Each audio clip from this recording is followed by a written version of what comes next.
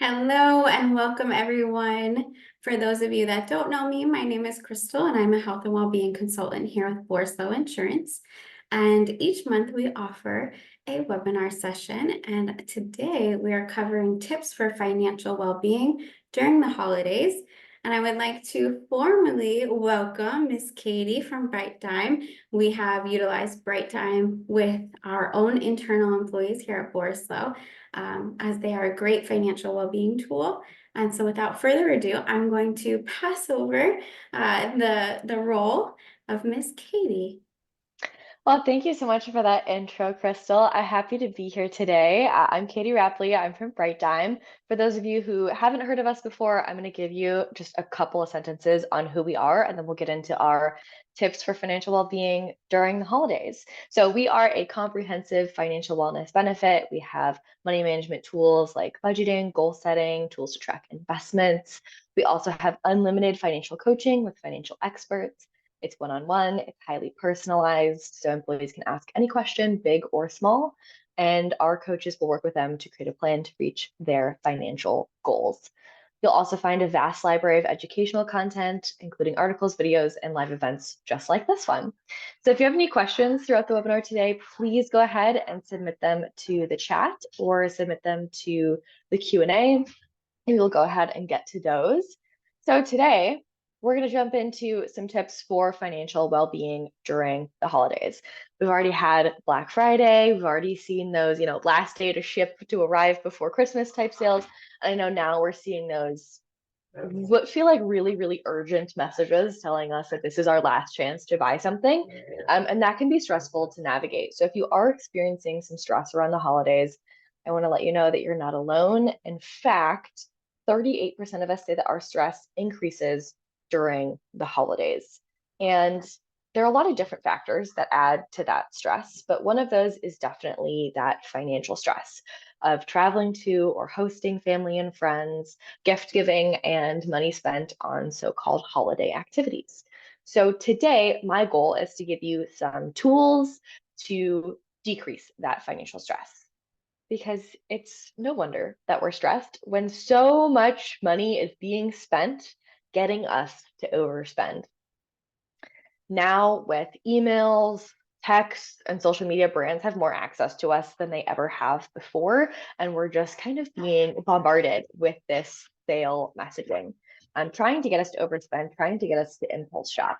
And when we do impulse shop, we're actually going to be increasing that stress even more, because not only do we end up with things that we or our gift recipients might not need or want, but we also are deprioritizing or sacrificing some of our longer term financial goals. So let's get into what we can do to combat this financial stress, to combat this messaging that's designed to get us to overspend. What tools do we have in our arsenal that we can use in order to reduce some of that financial stress and have a more joy-filled holiday season? So this is an exercise that we actually do in our budgeting webinar that we do every quarter for our users. And I love doing this exercise, not just in a general way for budgeting, but also around specific events, and especially around the holiday season. So my ask for you is to try this exercise with everyone that you're spending your holiday season with, and we'll do a little version of it right now. So I would love for you to put in the chat, brainstorm what 1 to 3 priorities are for this holiday season. What are the things that matter the most to you that you want to make sure that you are able to prioritize? Go ahead and put them in the chat while you're brainstorming. I'm going to give you an example of what this may look like. Oh, I'm loving that we're already getting participation. Thank you so much for that. I have someone saying family time. Fantastic. One of my examples was going to be, maybe there's a family member that is new to me, a new niece or nephew that I want to make sure that I make a memory with. Or maybe there's a family member that is getting a little bit older and I want to make sure that I prioritize hearing some of their life experience or getting some wisdom with them. I also love this time spent outside. This is always a big one for me. I grew up in Minnesota, where it is very, very snowy, but I currently live in North Carolina in the South, and it doesn't doesn't snow here very often, once every couple of years. And so if I'm spending my holidays somewhere where it does snow, that's number one priority for me. I want to go get outside and play in that snow. Seeing someone say family time and self-care, fantastic. These are great priorities. So why do I ask you to do this exercise? I ask you to do this exercise because a lot of times when we feel like we're disconnected with people financially, we're really just disconnected on a priority level.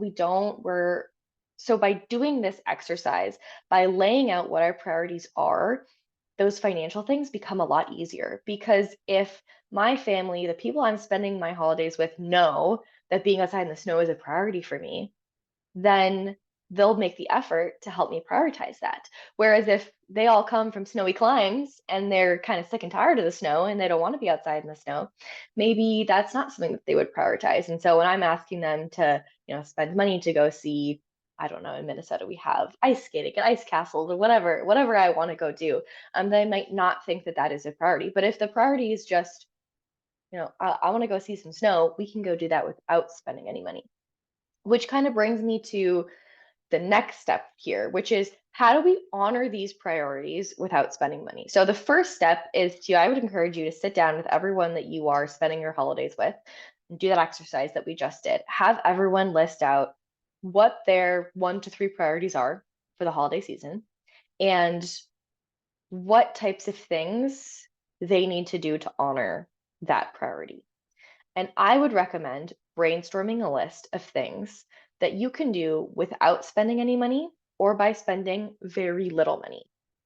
And so, what this looks like in practice is let's take this family time. I want to spend time with my family. I want to make memories with my family, or I want to gain some life experience by talking to an older family member that I might not get to see very often.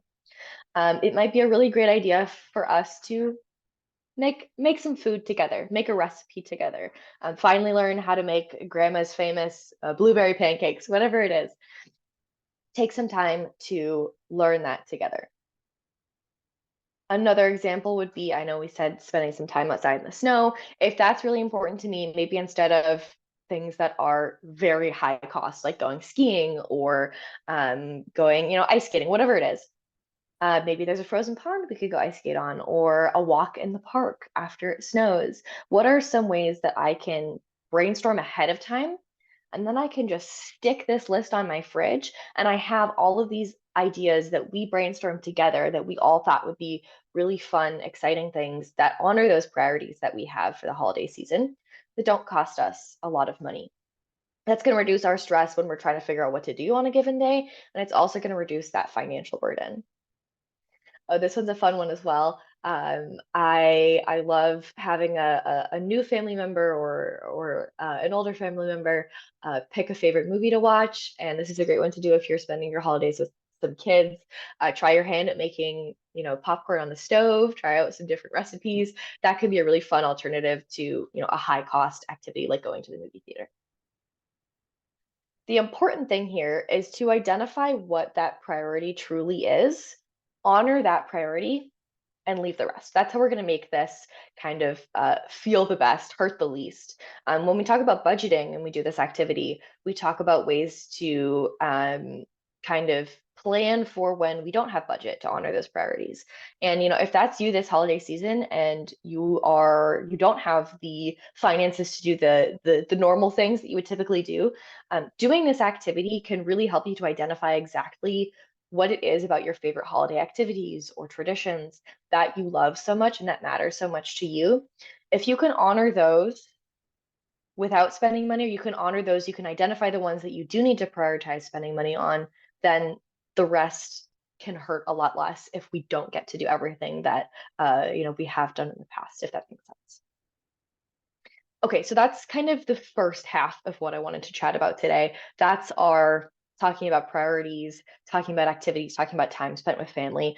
I know some people are still going to be last minute gift shopping, so I wanted to give some really tangible last minute gift tools for all of you. So we'll start out with some statistics here.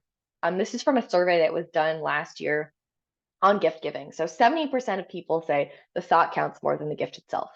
Fantastic. That's good to hear. 50% of respondents say they already have everything they need, and actually two-thirds said that they would feel guilty receiving an expensive gift. So this is great information for us to have because now we know, okay, as long as I'm putting thought into something, my gift recipient is going to be happy. And actually, if I overspend, not only am I going to be unhappy, my wallet is going to be unhappy with me, my long-term financial goals are going to be unhappy with me, my gift recipient, that's not going to make them feel good either. So what do we do if we're sitting here on December 20th and we still have to buy gifts? So we're in a sticky situation here. Shipping is more expensive close to the holidays, so it's probably best at this point that we go in person to find a gift. We always recommend our biggest tool is to be your own Santa. Make a list, check it twice. Identify everybody that you still need to purchase a gift for, and create a budget for that entire list. That's priority number one. Who do I need to buy for? What do I have to spend? And then next, we'll want to brainstorm what gift to give. And this is the hardest part, so I have some tips here. My favorite gift to give is an elevated version of something that my gift recipient will use every day.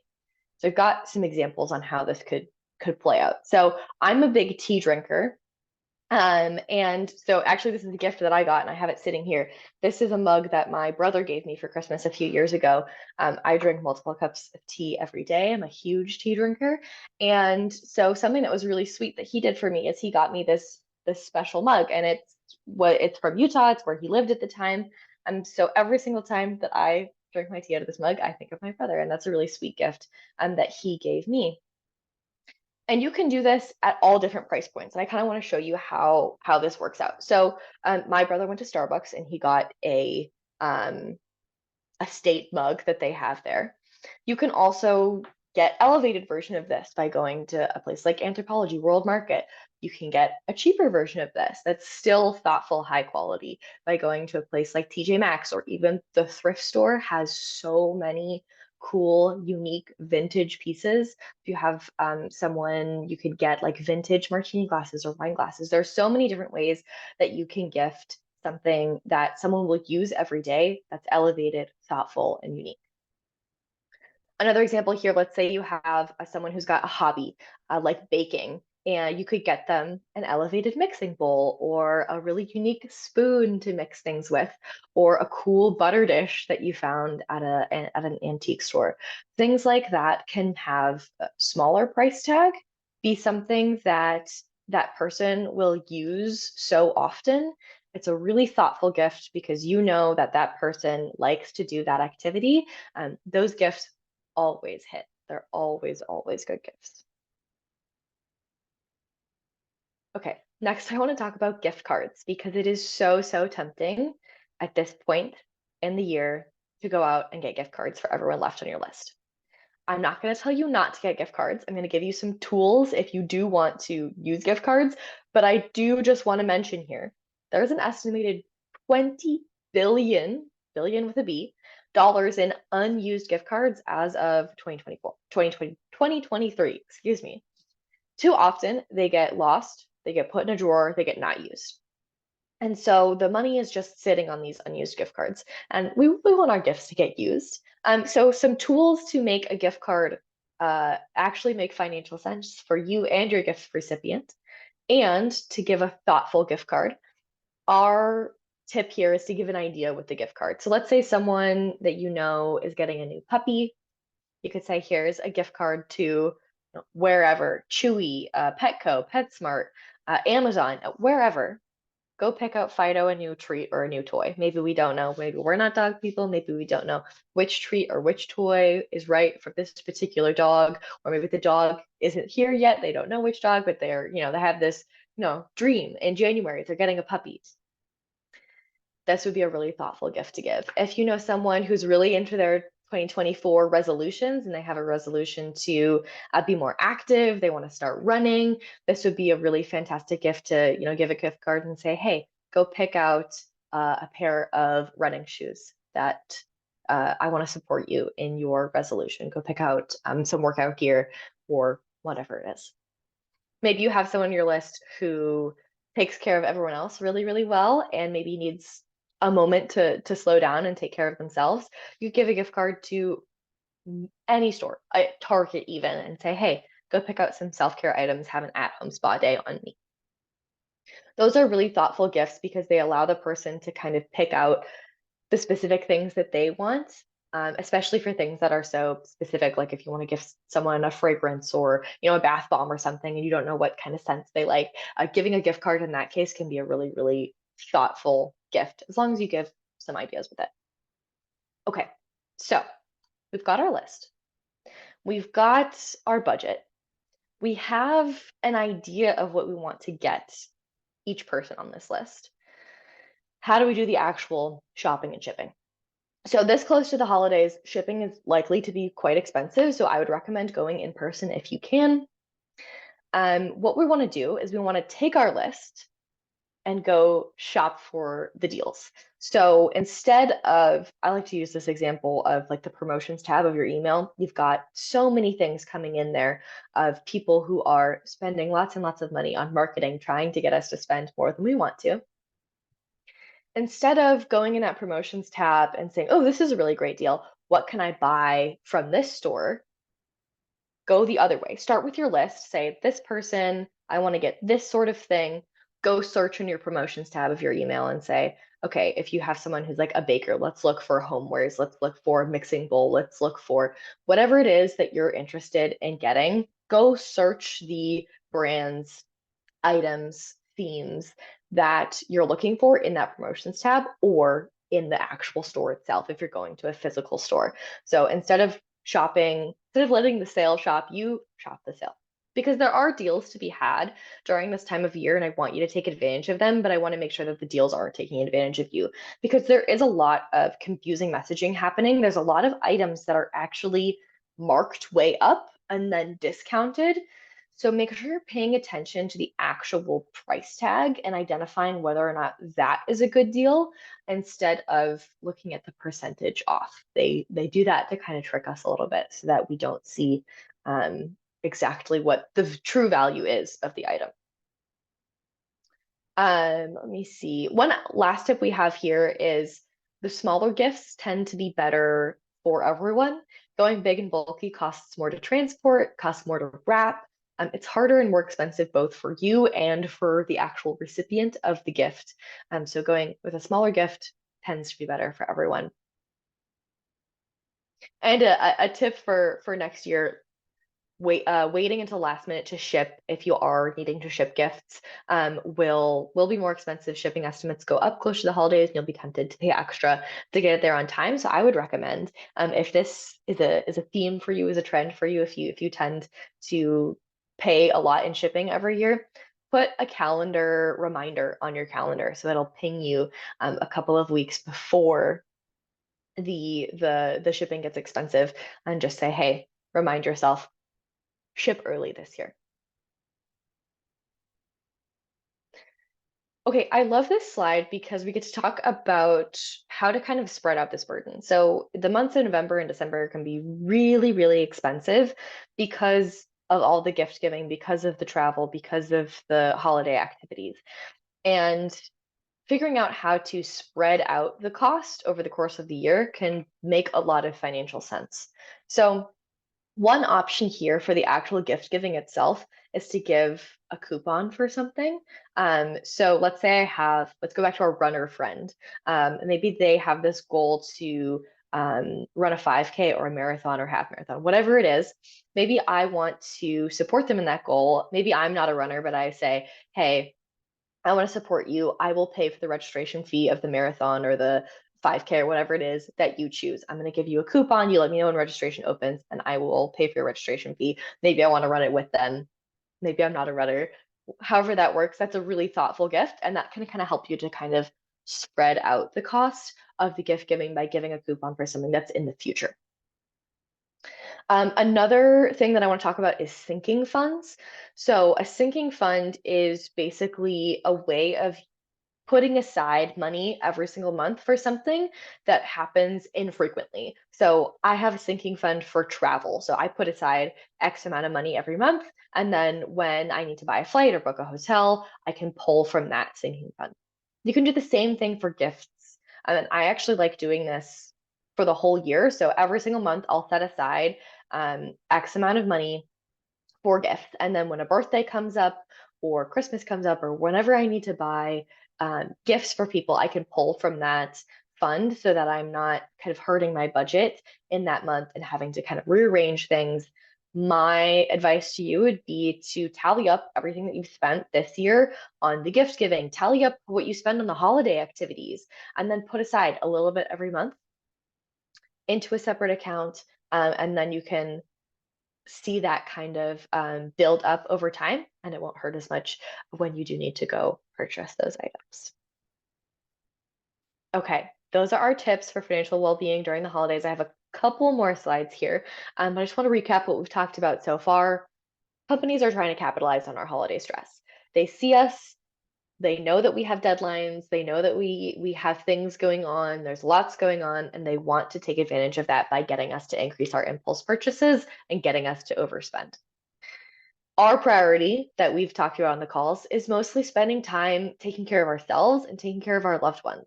That doesn't have to be expensive. Make sure you're aligned with the people you're spending the holidays with on what your priorities are. When you do buy gifts, be intentional about it. Making that list and that budget can really help you to buy a gift your recipient needs and wants, and something that's not going to hurt your wallet and hurt your long-term financial goals. I'll leave you with a little message here from Bright Time. I hope you enjoy your holiday season.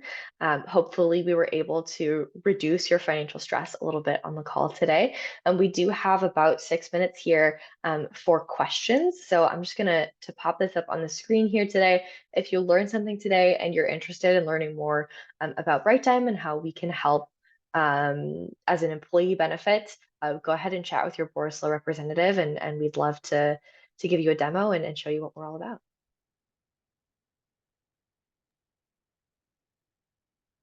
Thank you so much, Katie. It was very, very helpful. I hope that everyone on the call today also found the tips very helpful.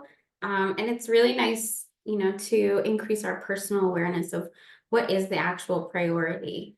Most often it's not the gift itself, it's probably the person that you're giving the gift to. And so thank you so much for bringing that up, for reminding us, but also sharing really impactful financial ways to make a big impact in and around this time of year. So exactly as Katie had mentioned, if any of you have any questions, I don't see any questions popping up, but feel free to pop them in the chat or put them in the Q&A. Happy to answer. This will be a recorded session, so I will send the recording out later today. And if you would like to, if you are enticed, financial well-being impacts not only our financial well-being, also our mental well-being, because stress is usually is accompanied with money, which then affects our physical well-being and our social well-being. So again, it's a holistic approach. And so if you're interested in maybe expanding your personal workplace well-being tactic when it comes to financials, please let us know. You can reach out to wellness@borislow.com, or you can reach out directly to me or Travis, who is not on the call today, and we would love to interact with you and tell you about our experience, our engagement, things like that, and yeah, set you up with Katie. With that being said, I want to buy you a couple minutes back in your day, but it was lovely to see all of you. Thank you so much for being here, and we wish you the happiest of holidays. Thank you so much, Katie. Have a great day, everyone. Bye, everyone. Thanks for having me.